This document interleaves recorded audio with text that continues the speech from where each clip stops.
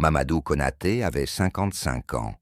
Dans son quartier à Kati, il était connu comme un homme respecté, discret et travailleur. Propriétaire d'une boutique de pièces détachées, il vivait avec Hawa, son épouse, depuis 30 ans. Ensemble, ils avaient élevé 6 enfants, aujourd'hui presque tous adultes.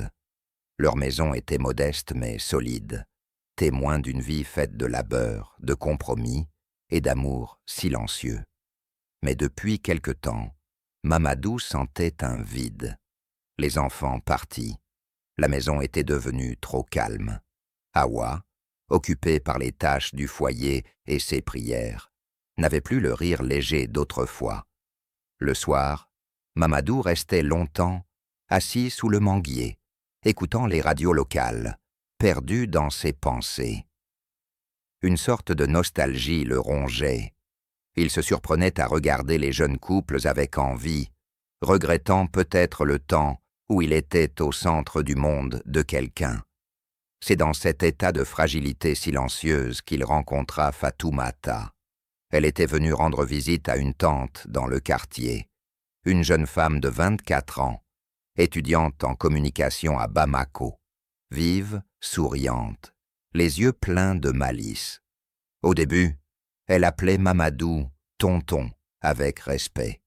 Puis, elle se mit à rire à ses blagues, à l'aider à porter ses sacs, à venir lui parler souvent. Mamadou se sentit revivre. Pour la première fois depuis longtemps, quelqu'un le regardait autrement qu'un vieil homme. Il ne sut pas comment, ni quand, mais il commença à penser à elle la nuit. Il souriait tout seul, et, comme un homme qui se croit encore jeune, il fit le choix qui allait bouleverser sa vie. Il décida d'épouser Fatoumata. Mamadou n'en parla à personne, pas même à Hawa. Un matin, il se rendit chez la tante de Fatoumata et demanda officiellement sa main. La nouvelle fit l'effet d'une onde de choc dans le quartier. Ses enfants furent furieux. Sa sœur tenta de l'en dissuader, mais il restait ferme. Ce n'est pas un crime, c'est permis par notre religion. À ses yeux, il ne faisait qu'honorer une tradition. Le mariage fut célébré discrètement. Mamadou installa Fatoumata dans une petite maison qu'il loua non loin de la sienne. Elle était ravie, excitée par cette vie nouvelle, où elle aurait son propre toit, sa propre liberté. Elle publia des photos de sa dot sur les réseaux sociaux. Mamadou, lui, se sentait important, vivant. Il acheta des habits neufs, un smartphone moderne, des chaussures brillantes. Il redressa les épaules. Il voulait prouver qu'il pouvait encore séduire, encore aimer. Pendant quelques semaines, il flotta sur ce nuage. Fatoumata l'appelait « mon lion », riait à ses histoires, prenait sa main dans la rue. Le quartier murmurait. Hawa se taisait. Elle n'osa pas lui poser de questions, mais son regard s'assombrit. Mamadou était persuadé d'avoir trouvé un second souffle. Il refusait de voir les premiers signes d'essoufflement. La jeunesse de Fatoumata était exigeante, et il ne le savait pas encore, mais elle allait lui en coûter plus que de l'argent. Elle allait lui coûter son corps, sa paix, et peut-être plus encore, sa dignité. Au début, Mamadou tenait le rythme. Il se forçait à marcher vite, à sourire, à porter des vêtements jeunes. Fatoumata l'entraînait dans un tourbillon. Sorties au cinéma, brunch entre influenceurs, randonnées en dehors de Bamako. Chaque week-end devenait un défi physique et moral. Mais Mamadou fatiguait. Il dormait peu, mangeait mal, transpirait abondamment. Le médecin lui parla d'hypertension et de fatigue chronique. Il baissait les yeux, honteux. Fatoumata, elle, restait insouciante. Elle filmait tout, leurs promenades, leurs repas, leurs moments d'intimité édulcorés pour les réseaux sociaux. Elle l'appelait « mon sugar » dans les vidéos, ce qui faisait rire ses abonnés, mais blessait Mamadou. Il devenait un personnage de comédie, une caricature de lui-même. De retour chez Hawa, les silences devenaient lourds. Elle ne posait pas de questions. Elle n'avait pas besoin. Elle voyait bien que son mari s'éteignait à petit feu. Un soir, après une énième sortie, où il avait dû danser sous la pluie devant une caméra, Mamadou rentra en titubant. Il s'affala dans la cour, haletant, trempé, l'âme en miettes. « Tu n'es plus un lion », murmura Hawa en l'aidant à s'asseoir. « Tu es un homme fatigué. » Il ne répondit pas, mais pour la première fois, il sentit qu'il avait peut-être commis une erreur que ni l'âge ni le pardon ne pourraient réparer. Les jours suivants furent amers. Mamadou évitait les miroirs, évitait les regards. Même Fatoumata, de plus en plus distante, semblait s'ennuyer. Elle passait plus de temps sur son téléphone qu'avec lui. Les nuits devenaient des silences lourds et les matinées des soupirs étouffés. Un soir, alors que Mamadou peinait à sortir du lit à cause de douleurs dans le dos, il vit Fatoumata faire sa valise, non pour partir, mais pour aller passer quelques jours chez sa mère. Elle claqua la porte sans un mot d'affection. Il resta seul dans la petite maison, le cœur lourd, le souffle court. C'est ce soir-là qu'il retourna chez Hawa pour dîner. Elle lui servit du riz au gras, comme elle l'avait toujours fait. Aucun mot ne fut prononcé jusqu'à la fin du repas.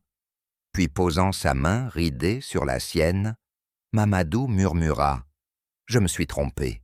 Je veux qu'elle parte. Elle n'est pas faite pour cette vie. » Hawa le regarda longuement. Puis elle se leva, rangea les assiettes et répondit calmement « Tu l'as épousée. Elle fait partie de toi maintenant. Ce n'est pas à moi de la faire partir. » Il sentit un frisson d'impuissance le traverser.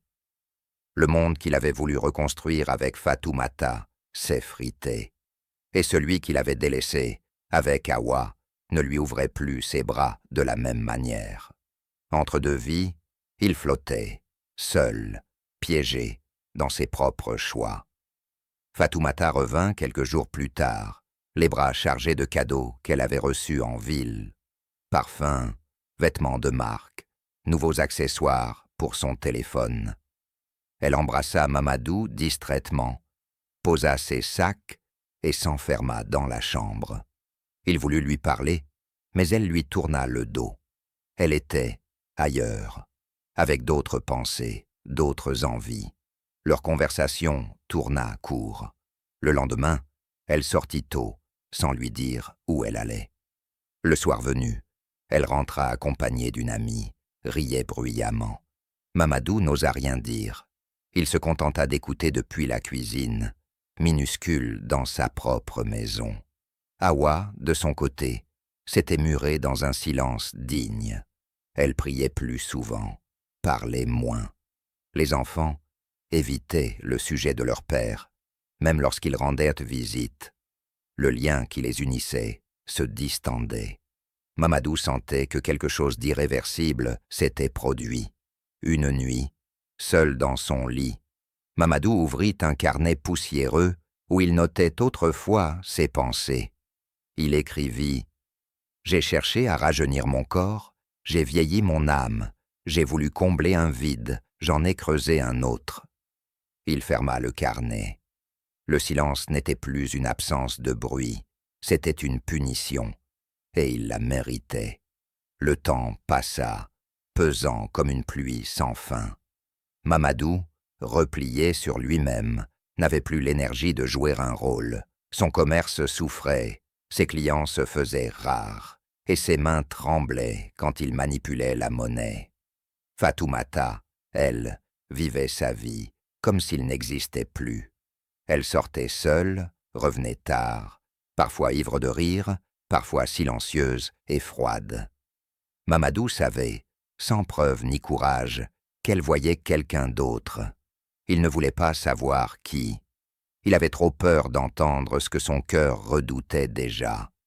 Un après-midi, alors qu'il se reposait à l'ombre du manguier, Hawa s'approcha. Elle s'assit à côté de lui, sans un mot. Ils restèrent ainsi, côte à côte, sans échange, mais dans une étrange paix. Le passé planait entre eux, lourd mais familier. « Tu sais, dit-elle enfin, tu peux revenir ici, pas comme mari, mais comme celui que j'ai connu. Et mes fautes? Demanda-t-il, la voix tremblante. Le pardon n'efface pas tout, mais il ouvre une porte. À toi de voir si tu veux la franchir. Ces mots résonnèrent en Mamadou. Pour la première fois depuis des mois, il sentit une larme couler. Il n'était pas sauvé, mais il n'était plus totalement perdu. Le chemin serait long. Il le savait, mais au moins, il y avait encore un chemin. La nuit suivant sa conversation avec Hawa, Mamadou dormit peu. Des souvenirs affluaient comme une marée. Les rires de ses enfants, les repas du soir partagés, les longues discussions avec Hawa sur la véranda. Des moments simples, mais pleins de chaleur. Comment avait-il pu les échanger contre une illusion? Le matin, il se leva tôt et se rendit chez Fatoumata. Il trouva la maison vide. Sur la table, une lettre pliée en deux. « Je pars pour Abidjan. Ne m'attends pas. J'ai besoin de vivre. » Aucune colère. Aucun regret. Juste cette phrase sèche comme un couperet. Il resta debout, la lettre dans la main, le souffle court. Il n'y avait plus de place pour les larmes. Juste un immense vide. Il quitta la maison sans se retourner, marchant lentement vers chez lui, vers la vraie maison, celle qu'il n'aurait jamais dû quitter. En arrivant, Hawa le regarda sans surprise. Elle l'attendait. Il posa la lettre sur la table sans un mot. Elle hocha la tête et retourna à ses occupations. Le pardon prenait du temps, mais le retour avait commencé. Ce jour-là, Mamadou décida de fermer sa boutique quelques semaines. Il avait besoin de repos, de silence, mais aussi d'une reconstruction. Il recommença à aider Hawa dans les tâches quotidiennes, à prendre le thé avec les voisins, à écouter les nouvelles sans amertume. L'éveil était douloureux, mais il était vivant. Et c'était déjà un début. Des mois passèrent, lentement, doucement. Mamadou reprenait pied. Hawa, fidèle à elle-même, ne montrait ni rancune excessive, ni tendresse appuyée. Elle agissait comme une femme qui avait connu la douleur, mais avait choisi de ne pas s'y attarder. Mamadou recommença à s'occuper de sa boutique, avec moins d'ambition mais plus d'écoute. Il devenait un vieux sage pour les jeunes du quartier. Il conseillait sans juger, racontait son histoire sans détour, avertissait sans colère. Un jour, son fils aîné, Modibo, vint lui rendre visite. Il but du thé sous le manguier. Après un long silence, le fils dit « Tu as changé, papa. Tu ressembles à grand-père maintenant. » Mamadou sourit, les yeux humides. C'était peut-être le plus bel hommage. Fatoumata n'avait plus donné signe de vie. Il avait cessé de l'attendre. Elle faisait partie de son passé, comme un rêve agité dont on se réveille enfin. Un soir, alors que le vent soufflait doucement sur les feuilles du manguier, Hawa s'assit à ses côtés, comme autrefois. Ils restèrent ainsi un long moment, en silence.